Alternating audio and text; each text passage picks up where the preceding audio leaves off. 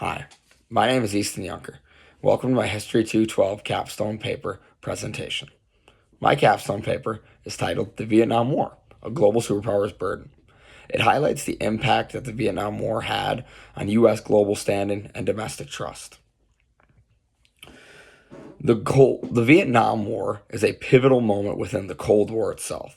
The Cold War is a period in American history when the U.S. government was mainly focused on stopping the spread of communism.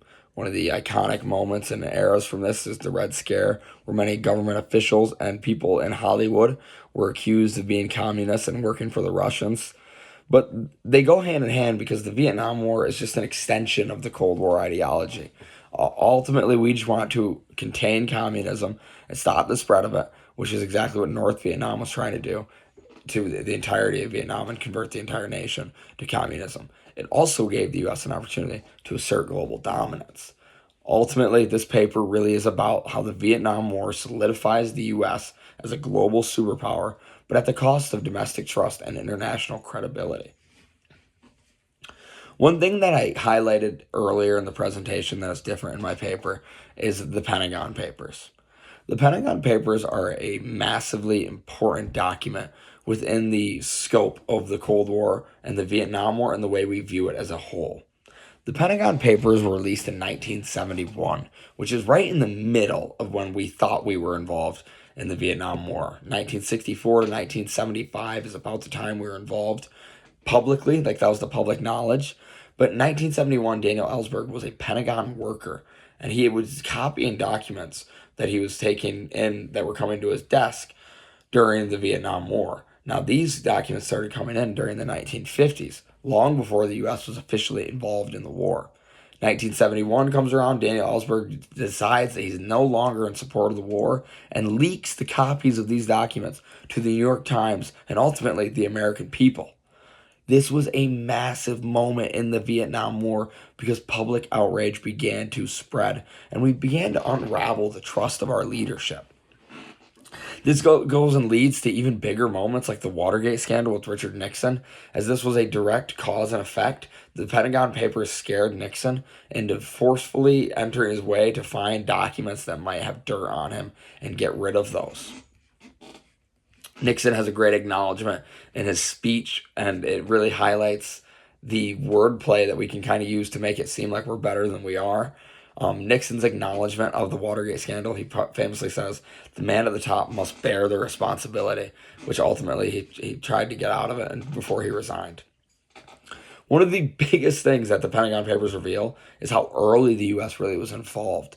Going back all the way to 1954, the U.S. financial support began to France during the first Indochina War.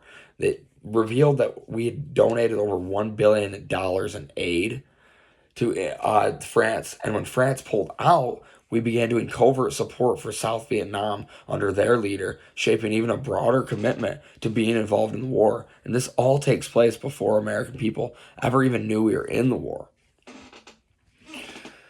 The shift to there was a massive change in 1964 where the U.S. government found an opportunity to actually come up with a reason for them to be involved that wasn't just, well, we don't want this country to be this way.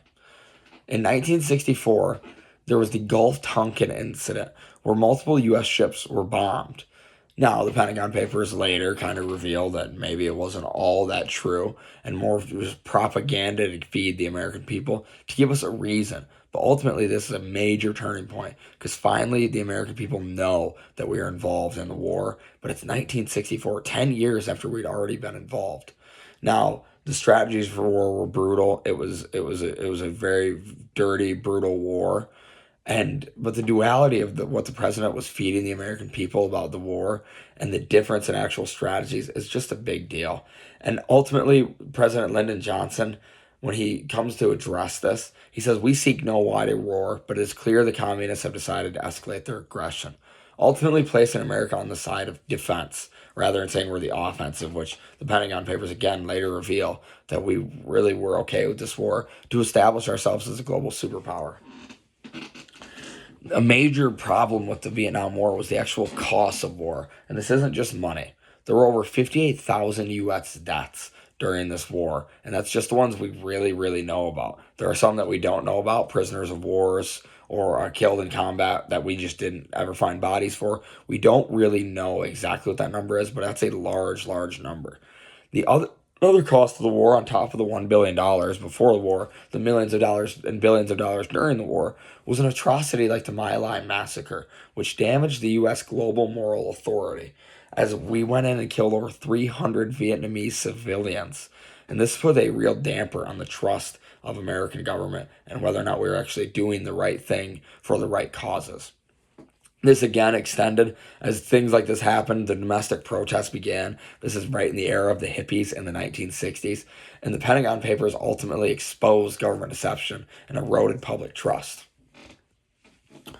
The big thing about this war is that the war cements U.S. as a superpower. We go in, we stop the war as much as it's kind of successful, and there were ways that we could have been better about it. Everybody knew that we meant business because we were going to go in, take care of things the way we wanted to.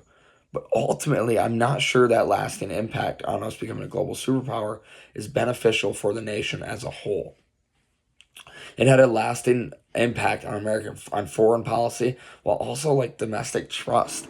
Ultimately, we see a lot of people don't trust the government anymore, and I think we can highlight the Vietnam War as a moment of where people really found out that the government can't be trusted as much as we wanted to think they can be. It's our own government. We want to put them on a high pedestal, but it's hard when things like this are revealed. Ultimately, the Vietnam War, what happened to America is what the U.S. government wanted. We were established as a U.S. superpower while also maintaining control of the people. As much as domestic protests happened, there was never an attempt to overthrow the government per se, and they stayed in power. The people in power stayed in power. Richard Nixon obviously would rather have it back because he resigns. But ultimately, I think that the Vietnam War had more of a negative effect long term on America than a positive effect. And that is my Capstone 212, History 212 Capstone paper presentation. Thank you for watching.